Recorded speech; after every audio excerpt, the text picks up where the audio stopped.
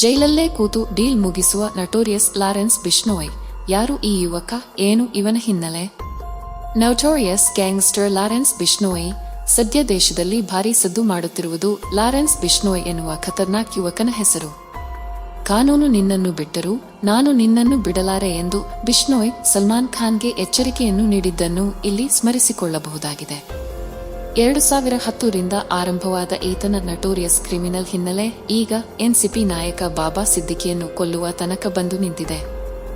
Bollywood ಸೆಲೆಬ್ರಿಟಿಗಳಿಗೂ ಭೂಗತ ಲೋಕದವರಿಗೂ ನಂಟು ಇಂದು ನಿನ್ನೆಯದಲ್ಲ.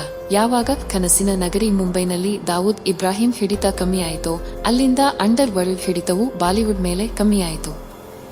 ಆದರೂ ಮುಂಬೈನಲ್ಲಿನ ಸೆಲೆಬ್ರಿಟಿ, ರಾಜಕಾರಣಿಗಳು, ಉದ್ಯಮಿಗಳಿಗೆ ಸದಾ ಒಂದಲ್ಲ ಒಂದು ಬೆದರಿಕೆಗಳು ಅವರ ನೆಮ್ಮದಿಯನ್ನು ಹಾಳು ಮಾಡುತ್ತಲೇ ಇರುತ್ತವೆ.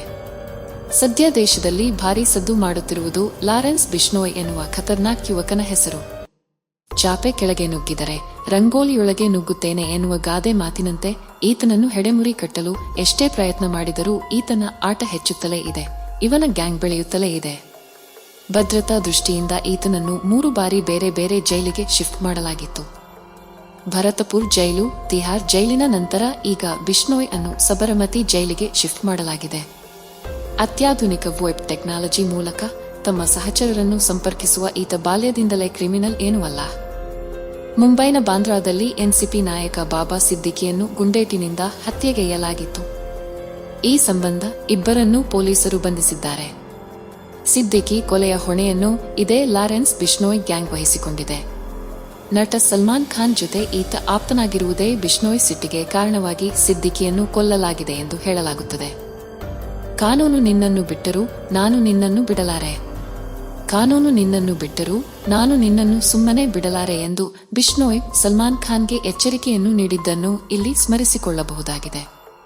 ಕೆಲವು ದಿನಗಳ ಹಿಂದೆ ಸಲ್ಮಾನ್ ಖಾನ್ ಮನೆಯ ಮುಂದೆ ಗುಂಡಿನ ಶಬ್ದ ಸದ್ದು ಮಾಡಿತ್ತು. ಇದು ಕೂಡ ಸಲ್ಮಾನ್ ಖಾನ್ ಕೊಲ್ಲಲು ಬಿಷ್ಣೋಯ್ ಗ್ಯಾಂಗ್ ನಡೆಸಿದ್ದ ಕೃತ್ಯ ಎಂದೇ ಉಲ್ಲೇಖವಾಗಿತ್ತು.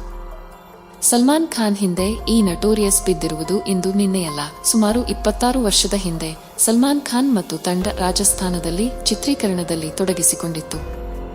ಆ ವೇಳೆ ಸಲ್ಮಾನ್ ಖಾನ್ ಕೃಷ್ಣ ಮೃಗವನ್ನು ಬೇಟೆಯಾಡಿ ಕೊಂದಿದ್ದರು. ಅಳಿವಿನಂಚಿನಲ್ಲಿರುವ ಪ್ರಾಣಿಗಳ ಪಟ್ಟಿಯಲ್ಲಿ ಕೃಷ್ಣ ಮೃಗ ಕೂಡ ಇದೆ.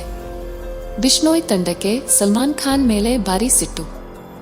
ಈ ಘಟನೆಯೇ ಬಿಷ್ಣೋಯ್ ತಂಡಕ್ಕೆ ಸಲ್ಮಾನ್ ಖಾನ್ ಮೇಲೆ ಸಿಟ್ಟಿಗೆ ಕಾರಣ. ಬುಡಕಟ್ಟು ಸಮುದಾಯಕ್ಕೆ ಸೇರಿರುವ ಲಾರೆನ್ಸ್ ಬಿಷ್ಣೋಯ್ ಕುಟುಂಬ ಕೃಷ್ಣ ಮೃಗವನ್ನು ದೇವರೆಂದು ಪೂಜಿಸುತ್ತದೆ.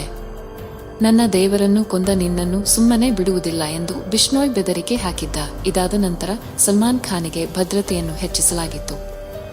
ಈಗ ಸಲ್ಮಾನ್ ಖಾನ್ ಮತ್ತು ಸಿದ್ದಿಕಿ ಆಪ್ತರಾಗಿರುವುದರಿಂದ ಸಿದ್ದಿಕಿಯನ್ನು ಸಾಯಿಸುವ ಮೂಲಕ ಮುಂದೆ ನಿಮ್ಮ ಸರದಿ ಎನ್ನುವ ಎಚ್ಚರಿಕೆಯನ್ನು ಈ ಗ್ಯಾಂಗ್ ನೀಡಿದೆ ಎಂದು ಹೇಳಲಾಗುತ್ತಿದೆ. 2012ರಿಂದ ಜೈಲಿನಲ್ಲೇ ಇರುವ ಬಿಷ್ಣೋಯ್ 2012ರಿಂದ ಜೈಲಿನಲ್ಲೇ ಇರುವ ಬಿಷ್ಣೋಯ್ ಸುಮಾರು 700 ಜನರ ಬಲಾಢ್ಯ ತಂಡವನ್ನು ಕಟ್ಟಿಕೊಂಡಿದ್ದಾನೆ. ತನ್ನ ತಂಡದ ಸದಸ್ಯರ ಪೈಕಿ ಒಬ್ಬರಿಗೆ ಏನಾದರೂ ಆದರೂ ಹಾಗೆ ಸಾಧಿಸುವುದು ಈತನ ಕ್ರಿಮಿನಲ್ ಹಿನ್ನೆಲೆ. ಪ್ರತೀಕಾರದ ಮೂರ್ತಿಯಂತಿರುವ ಈತನ ತಂಡದ ಹೆಸರು ಪಂಜಾಬಿ ಗಾಯಕ ಸಿಧು ಮೂಸೆವಾಲಾ, ಕೆನಡಾದ ಗ್ಯಾಂಗ್ಸ್ಟರ್ ಸುಖದೂರ್ ಸಿಂಗ್ ಅಲಿಯಾಸ ಸುಖ ದುನೆಕೆ ಮೊದಲಾದವರ ಹತ್ಯೆಯಲ್ಲೂ ತುಳುಕು ಹಾಕುತ್ತಿತ್ತು. ಖಲಿಸ್ತಾನಿ ಉಗ್ರರ ಜೊತೆಗೂ ನಂಟು. ಈತ ಖಲಿಸ್ತಾನಿ ಉಗ್ರರ ಜೊತೆಗೂ ನಂಟು ಬೆಳೆಸಿಕೊಂಡಿದ್ದ ಎಂದು ಎನ್ಐಎ ತನ್ನ ತನಿಖಾ ವರದಿಯಲ್ಲಿ ಉಲ್ಲೇಖಿಸಿತ್ತು. ಬರೀ ರೌಡಿಸಂಗೆ ಸೀಮಿತವಲ್ಲದೆ ಮದ್ಯ ಸಾಗಾಣಿಕೆ, ಶಸ್ತ್ರಾಸ್ತ್ರ ಕಳ್ಳ ಸಾಗಾಣಿಕೆ ಸೇರಿದಂತೆ ಆದಾಯವಿರುವ ಎಲ್ಲಾ ದಂಧೆಯಲ್ಲಿ ಇವನ ಪಾತ್ರವಿದೆ ಎಂದು ಉಲ್ಲೇಖವಾಗಿದೆ. ಫಿರೋಜಪುರದಲ್ಲಿ ಜನಿಸಿದ ಬಿಷ್ಣೋಯ್ ಫೆಬ್ರವರಿ 1993ರಲ್ಲಿ ಪಂಜಾಬ್ ರಾಜ್ಯದ ಫಿರೋಜಪುರದಲ್ಲಿ ಜನಿಸಿದ ಬಿಷ್ಣೋಯ್ ತಂದೆ ಮೊದಲು ಪೊಲೀಸ್ ಇಲಾಖೆಯಲ್ಲಿ ಕೆಲಸ ಮಾಡುತ್ತಿದ್ದರು.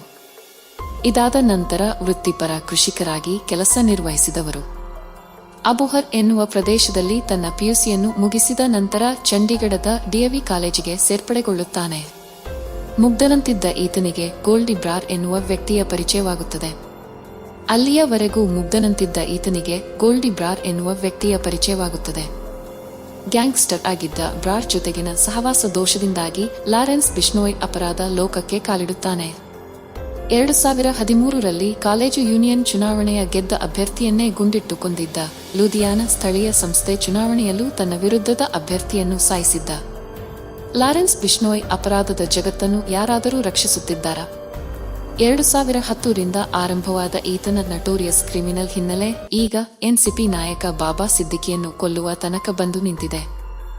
ಜೈಲಿನಲ್ಲಿದ್ದೇ ಡೀಲ್ ಮಾಡುವ ಈತನನ್ನು ಹೆಡೆಮುರಿ ಕಟ್ಟಲು ಯಾಕೆ ಸಾಧ್ಯವಾಗುತ್ತಿಲ್ಲ? 14 ವರ್ಷಗಳ ಕಾಲ ಲಾರೆನ್ಸ್ ಬಿಷ್ಣೋಯ್ ಅಪರಾಧದ ಜಗತ್ತನ್ನು ಯಾರಾದರೂ ರಕ್ಷಿಸುತ್ತಿದ್ದಾರಾ ಎನ್ನುವುದೇ $1 ಮಿಲಿಯನ್ ಪ್ರಶ್ನೆ.